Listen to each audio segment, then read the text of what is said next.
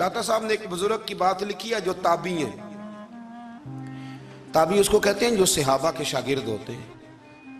ایک بزرگ کی بات لکھی جو تابعی ہیں، وہ فرماتے ہیں کہ ان بزرگوں کا طریقہ یہ تھا کہ وہ لوگوں سے چھپ کے نا پہاڑ کے پیچھے عبادت کرتے تھے، اور پوزیشن ان کی یہ تھی کہ کسی سے ملتے نہیں تھے، بالخصوص فجر کی نماز سے لے کر عصر کی نماز تک بکریاں رکھی ہوئی تھیں، ان کو چراتے رہتے تھے فرات کے کنارے اور نفل پڑھتے رہتے تھے.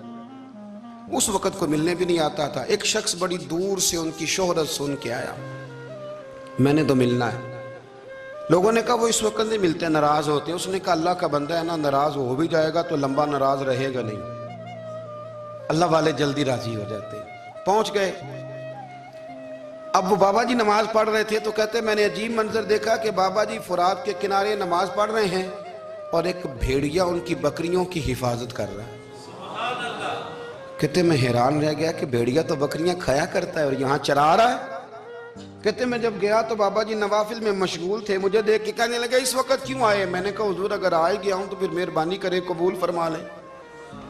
میں بیٹھ گیا تو میں نے کہا حضور یہ بھیڑیا بکریاں چرا رہا ہے، بھیڑیا اور بکریے کی صلح کب سے ہو گئی؟ تو فرماتے ہیں لمبی تقریر نہیں، ہلکا سا جملہ.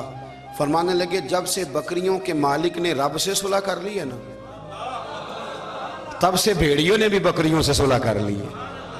بکریوں کے مالک نے رب سے صلح کر لی، گناہ چھوڑ دیے، اس کی فرما برداری میں آ گئے. اب پھر اسے بکریاں چلانے کی ضرورت نہیں رہی. بکریاں نہ اب بھیڑیا چراتا ہے.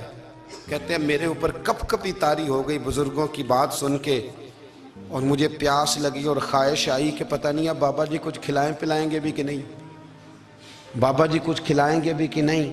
کہتے میرے دل میں خیال تھا تو بزرگوں نے نا ایک لکڑی کا پیالہ، ان کے پاس وہ غار میں بیٹھے تھے تو ایک چھوٹا سا پتھر تھا، اس کی ڈھلان بنی ہوئی. بابا جی نے اس کے نیچے لکڑی کا پیالہ رکھا، وہ رکھا ہی تھا تو وہ دودھ سے بھر گیا. کہتے انہوں نے مجھے دیا تو ٹھنڈا اور میٹھا دودھ، میری طبیعت خوش ہو گئی. بابا جی نے دوبارہ وہی پیالہ اسی جگہ رکھا تو شہد سے بھر گیا. 1000 سال پہلے داتا صاحب لکھ رہے ہیں. کہتے مجھے دیا. میں نے فوراً کہا، میں نے کہا حضور یہ دودھ تو گائیں بھینس دیتی ہے، پہاڑوں سے تو نہیں نکلا کرتا، اور شہد تو شہد کی مکھیاں دیتی ہیں، پتھروں سے تو نہیں نکلتا، یہ آپ کہاں سے نکال رہے ہیں؟ تو کہتے ہیں وہ قرآن مجید پڑھنے لگے.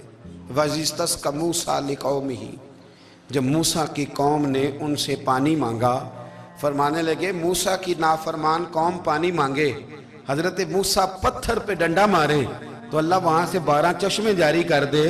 جو رب حضرت موسیٰ کی نافرمان قوم کے لیے پتھر اور پہاڑوں سے چشمے نکال دیتا ہے نا، وہ محمد عربی کے غلاموں کے لیے پتھر اور پہاڑوں سے دودھ اور شہد بھی نکال دیا کرتا ہے. وہ بزرگ کہنے لگے بس بات یہ ہے کہ آج بھی ہو اگر ابراہیم کا ایمان پیدا تو آگ کر سکتی ہے انداز گلستاں پیدا. کہنے لگا حضور پھر میرے لیے بھی دعا کریں. آپ فرمانے لگے پھر دعا نہ کرا تو مدینے والے کی غلامی شروع کر، تو نبی کریم کی غلامی شروع کر، تو رسول پاک کی غلامی شروع کر. ایک بات علم، پھر فرمایا اللہ رسول سے محبت، پھر فرمایا حضور کی غلامی. اس سے سارے مکاشفات کھلیں گے، اس سے سارے مشاہدات کھلیں گے، اسی سے کرامتیں ملیں گی، اسی سے مقبولیت ہوگی، اسی سے اللہ نبی کی بارگاہ میں درجہ ملے گا. پھر داتا صاحب آگے بڑھتے فرماتے ہیں فقر بھوکے رہنے کا نام نہیں.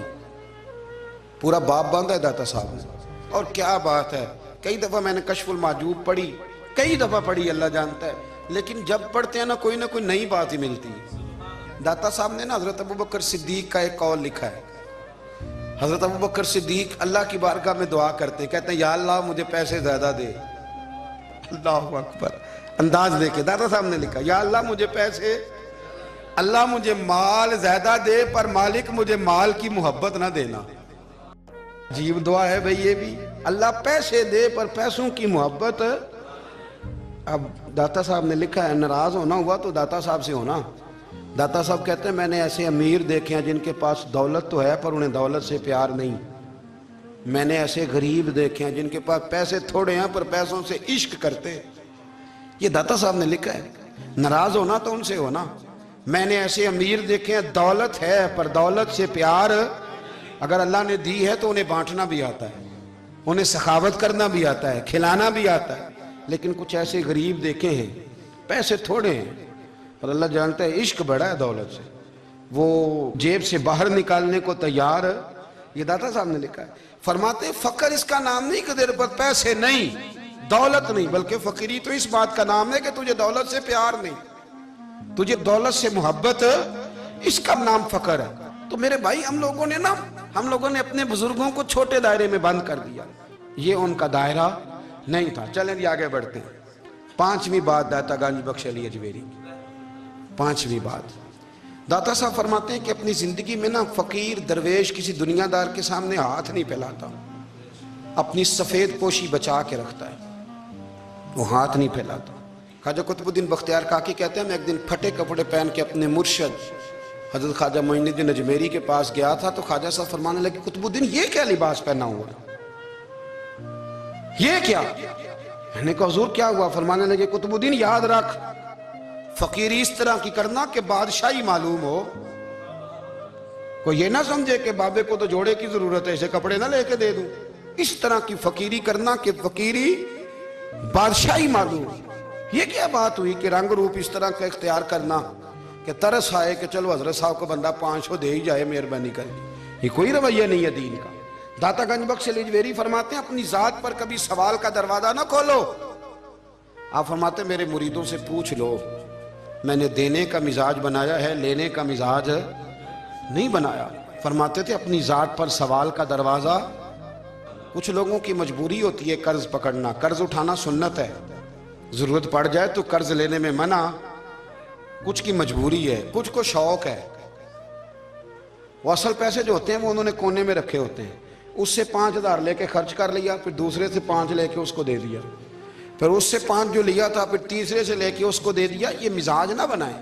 جب سوال کا دروازہ کھول جاتا ہے تو پھر ساری زندگی دوبارہ بند نہیں ہوتا. مانگنا ہے تو اللہ رسول سے مانگے, لوگوں سے مانگتے پھرنا, دنیا داروں سے سوال کرنا, اپنی ذات پر سوال کا. داتا صاحب نے پورا باب باندھا ہے, پورا باب. اور داتا صاحب فرماتے ہیں صوفیاء کی ایک جماعت ہے جو کہتی ہے ہم نے تو کبھی اپنی زبان پر دکھ بیان ہی نہیں کیے, ہر شے اپنے رب رسول کے حوالے کر دی.